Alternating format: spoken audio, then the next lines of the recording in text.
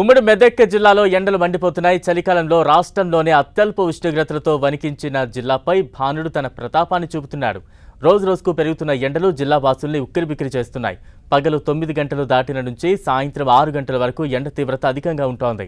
అయితే రాత్రి సమయంలో చలిగా ఉంటూ భిన్నమైన వాతావరణం ఉంటుంది. సంగారెడ్డి జిల్లాలో నెలకొన్న భిన్నమైన వాతావరణంపై మరింత సమాచారం మా ప్రతినిధి పివి రావు అందిస్తారు.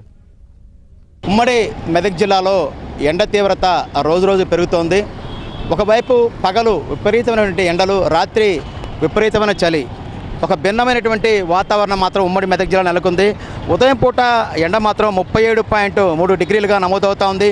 రాత్రిపూట 9.9 ఉష్ణోగ్రతలు నమోదవుతున్నాయి. దీంతో ఒక భిన్నమైనటువంటి వాతావరణం నెలకొనడంతో ప్రజలు కూడా, ముఖ్యంగా చిన్నపిల్లలు, వృద్ధులు కూడా అనారోగ్యం పాలయ్యే పరిస్థితి కనిపిస్తూ ఉంది. ముఖ్యంగా ఈ ఎండ, ఉదయం పూట ఎండ తీవ్రత వల్ల పటాన్ చెరువు, బొల్లారం, ఐడియా బొల్లారం, అదేవిధంగా పాషమైలారం, హత్నూర, బోరబట్ల ఈ ప్రాంతాల్లో ఉన్నటువంటి వేలాది పరిశ్రమల్లో కార్మికులు పగటిపూట సెకండ్ షిఫ్ట్కి వెళ్ళేటప్పుడు, అదేవిధంగా షిఫ్ట్ పూర్తి చేసుకుని బయటకు వచ్చే కార్మికులు కూడా తీవ్రమైన ఇబ్బంది ఎదుర్కొనే పరిస్థితి కనిపిస్తూ ఉంది. ముఖ్యంగా అత్యవసరమైతేనే బయటికి రావాలని కూడా వైద్యులు చెప్పే పరిస్థితి కనిపిస్తూ ఉంది. ఎందుకంటే ఒక భిన్నమైన వాతావరణం నెలకొంది. రాత్రిపూట చలి విపరీతంగా ఉంటుంది, పగల మాత్రం విపరీతమైన ఎండ ఉంటుంది.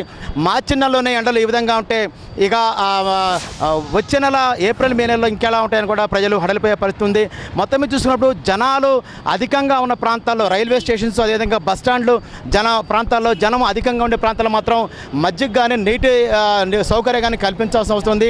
ఇప్పటికైతే వైద్య ఆరోగ్య శాఖ అలాంటి ఏర్పాటు అయితే ఏం చేసినట్టు కనిపించడం లేదు. ఎందుకంటే మార్చి నెలే కాబట్టి అంత ఎండలు ఉండకపోవచ్చు అని కూడా ఆ శాఖ భావించి ఉండవచ్చు. కానీ మనం చూస్తున్నాం, విపరీతమైనటువంటి ఎండ మాత్రం తాకిడి మాత్రం కనిపిస్తూ ఉంది.